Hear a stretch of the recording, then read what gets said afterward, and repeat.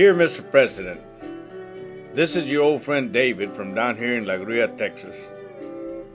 I want to thank you for an excellent job, sir. Nobody else could have done it better. I knew you weren't a politician. That's why folks up there don't like you. Texas blood is much too rich for the thin Washington climate. But you can bet your boots that you will always be welcome in Texas, sir. You know, sir, politicians never fail to astound me. Wherever you are, whatever you want to hear, you can depend on hearing both sides of the issue from both sides of the mouth, with a convincing inflection. But that is not what amazes me.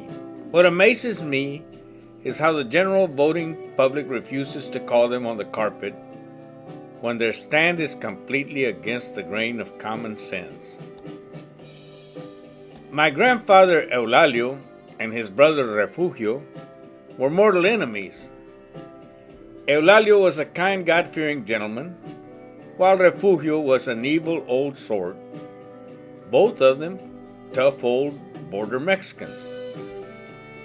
After decades of fighting over the boundary to the property they had inherited from their father, Eulalio decided to build a fence to keep Refugio's animals out of his property.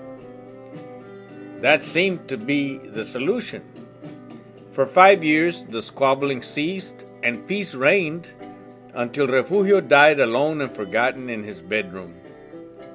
Eulalio had not noticed that Refugio had not been outside of his house for weeks. Neither had he noticed that Refugio's animals had gone without food or water for all of that time.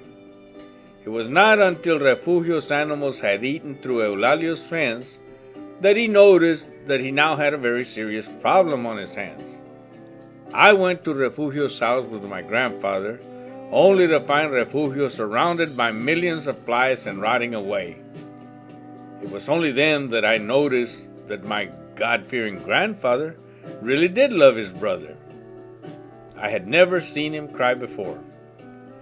A few years later, I was having coffee with my grandfather, and we ended up talking about Refugio. He made a very interesting observation. He said, "I should have known that you can't build a fence against hunger. People and animals will die if they do not eat, and that's why they will give their lives in an attempt to eat so that they may save their lives."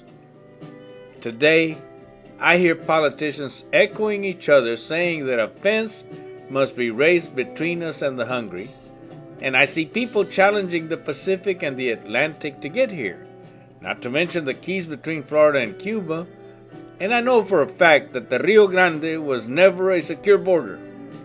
A fence higher than the Tower of Babel cannot stop hunger or the hungry, and they that have tasted sweet water will never again return to drink vinegar. Industry and commerce will diversify into other fields when the law forbids them from hiring the undocumented. When industry and commerce refuse to welcome the undocumented, they will stop coming, and some of the more honest ones that are here now will return home. But the overwhelming majority will continue to live underground and will resort to a violent life of crime like the world has never seen. Iraq, Afghanistan, and all of the Middle East will seem peaceful by comparison. Hunger is much stronger than profit. The only answer that makes any sense is a general amnesty for the honest undocumented, jail time or death for the criminal, deportation for the dishonest, and huge taxes hammer for a promiscuous industry and commerce.